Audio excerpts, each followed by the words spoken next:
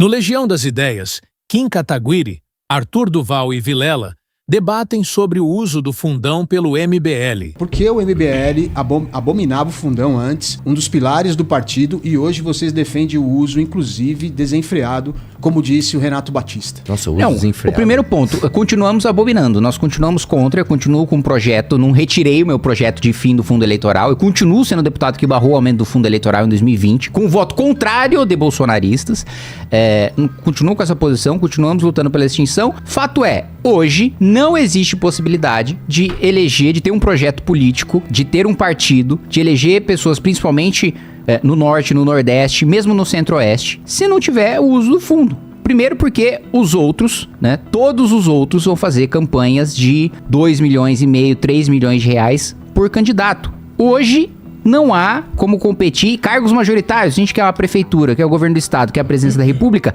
com o sistema atual não tem como competir.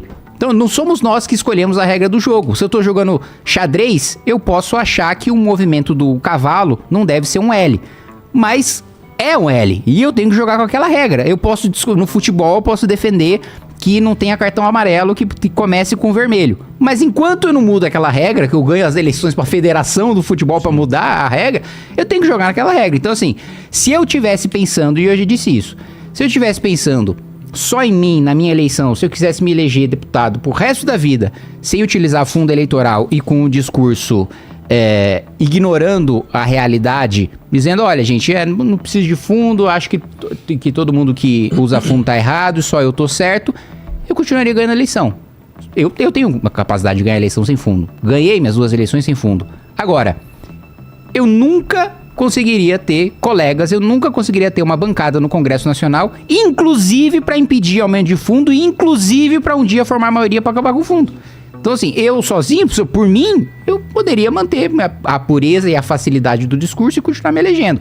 Agora, se eu quero ter um projeto político, que eu quero ter uma bancada, eu quero ter o presidente da Câmara, eu quero ter o presidente do Senado, eu quero ter o presidente do Supremo, eu quero ter o presidente da República, infelizmente hoje, essas são as condições do jogo. Mas você tem que entender que a pessoa pode se sentir enganada, porque vocês sempre bateram nessa tecla de não usar fundão e tudo mais.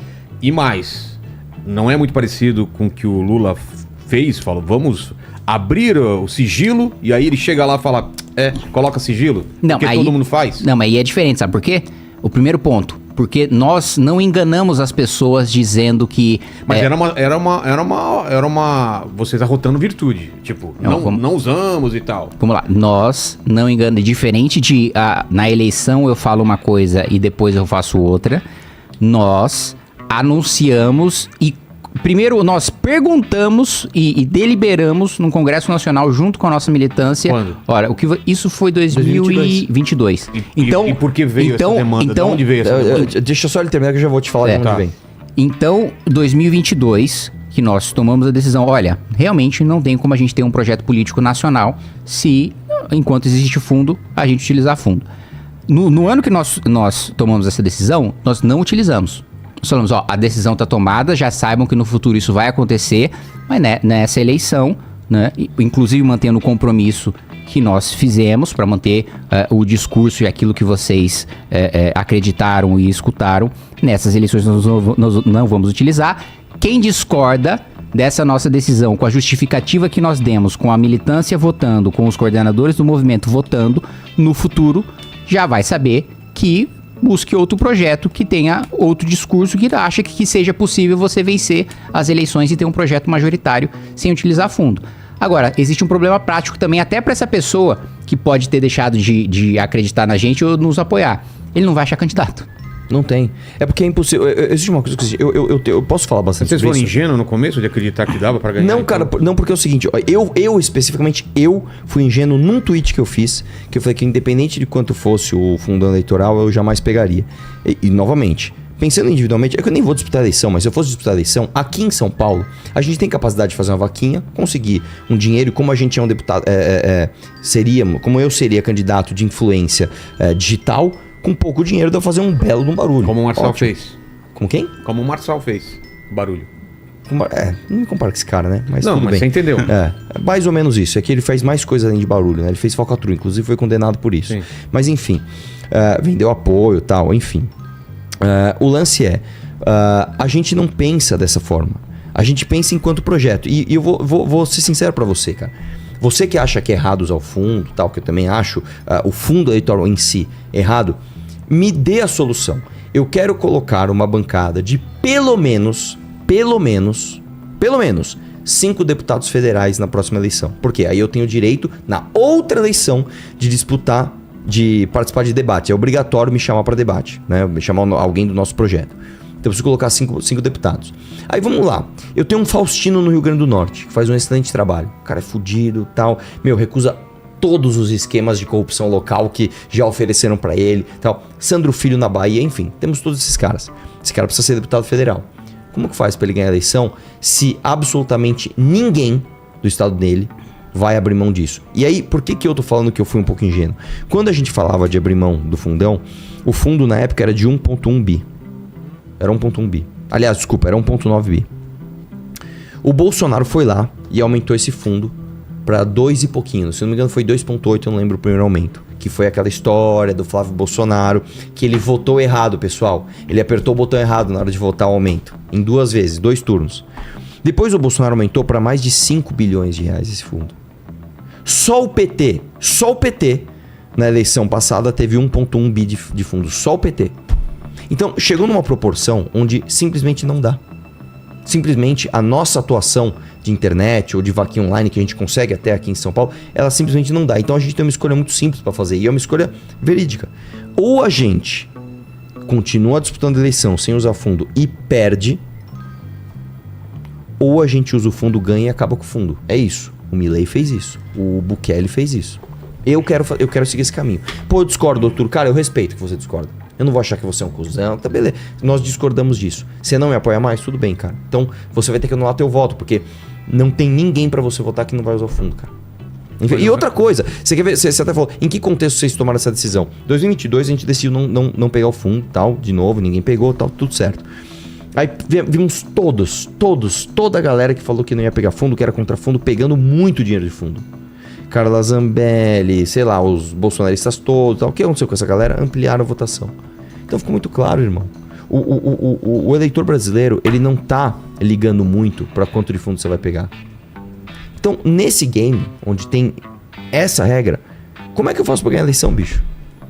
Eu tenho que disputar e tenho que ganhar pra mudar as regras do jogo, que é o que a gente quer. Aí muita gente faz uma relativização, cara. Tipo assim, Arthur, mas se vocês mudaram de ideia em relação a isso, como é que eu sei que você não vai roubar a gente?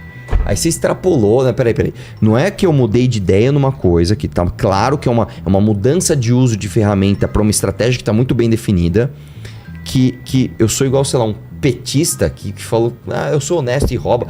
Assim, se você tá nesse discurso, aí eu acho que você nem deve acompanhar política at all, cara, porque é um tipo de raciocínio tão infantil e tão primário que nem serve pra complexidade, pra todas as nuances que tem na política brasileira, cara. Mas só, sei lá, você ler um romance e achar que o mundo é feito de, sei lá, de lado A e lado B. E uma coisa que eu acho importante reforçar também, né? Porque às vezes as pessoas falam, então só tá na política pra se locupletar, só tá na política pra utilizar dinheiro público, né?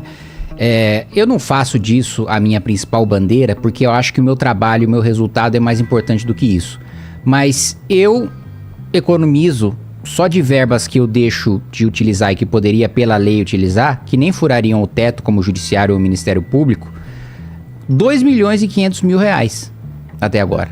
Que eu poderia ter alugado carro, que eu poderia ter usado de gasolina, que eu poderia ter usado de segurança, que eu poderia ter utilizado de motorista, que eu poderia ter usado para alugar casa, que eu poderia ter utilizado para 1 milhão de coisas e que, por princípio, eu tiro tudo do meu salário. Que é um bom salário. Justo, cara. E mais do que isso. Não é quando eu tiro tudo. Nossa, cara. Claro que foi do salário, Batman. Eu tiro tudo da Petrobras. Não, do salário. E ainda, do próprio salário, eu votei contra o aumento na última legislatura. Mesmo sem aumento na última legislatura, eu já fazia doação. E nessa eu faço a doação do aumento. Não só votei contra, porque também, né? Todos os outros que votaram contra recebem hoje o aumento sem falar nada, né? E só de salário, assim, ignorando a verba indenizatória que eu já abri mão de todas. Tirando passagem aérea, porque senão eu pago pra trabalhar. De salário foi de 600 mil reais. 600 mil reais. Cara, isso O irrita Arthur tanto, fica sou puto. contra isso, Ele sou acha que eu não tenho que contra doar nada. Mas, Sou ó, contra isso, eu nossa. jurei 600 mil reais de salário que eu doei, que assim, até conversando com um amigo outro dia, falou, mas por que você não faz a grande propaganda disso? Por que você não fica divulgando isso? Falou, olha, eu coloco o extrato lá que eu fiz a doação pra comprovar, pra ninguém achar que eu sou um pilantra, que tô falando uma coisa e fazendo outra, mas assim, isso aí não é a principal coisa do meu mandato. A principal coisa do meu mandato é 70 relatórios, é 8 projetos de lei, é 40 Tem emendas, duas é meu coisas- resultado prático. Duas coisas pra falar aqui. Número 1, só de resultado, assim, é que eu não usei fundo eleitoral, mas se eu tivesse usado só o aumento do salário dos fiscais de renda que eu barrei sozinho, isso já paga umas 200 campanhas minhas. Só o contrato de publicidade da Lesp, que eu, sozinho, acabei, foi 30 milhões. Só o Auxílio Peru, que eu acabei sozinho, eu fui lá e acabei com o auxílio de Natal de todos os funcionários da Assembleia, foram 10 milhões de reais. Dá pra 10 campanhas minhas. Se eu fosse fazer, se eu fosse usar, se eu tivesse usado o dinheiro público. Só que existe uma outra coisa também que é o seguinte, cara. Eu desafio você a achar um outro grupo político que tem isso na história. A gente conseguiu eleger um vereador em Curitiba chamado João Bétega. E a gente percebeu que o João Bétega, não só ele não trabalhava, né? Ele não fazia nada pelo mandato, ele não usava o show pra fazer política. Ele usava política pra fazer show. Ele usava o mandato, o gabinete, para conseguir os seus likes e os seus inscritos no Instagram. Além disso, ele começou a prevaricar em denúncias absolutamente importantes de corrupção envolvendo os secretários lá do Paraná. Sabe o que o gabinete dele fez, Vilela? Isso é uma coisa que eu nunca vi na história do Brasil isso acontecer. O gabinete dele inteiro pediu demissão.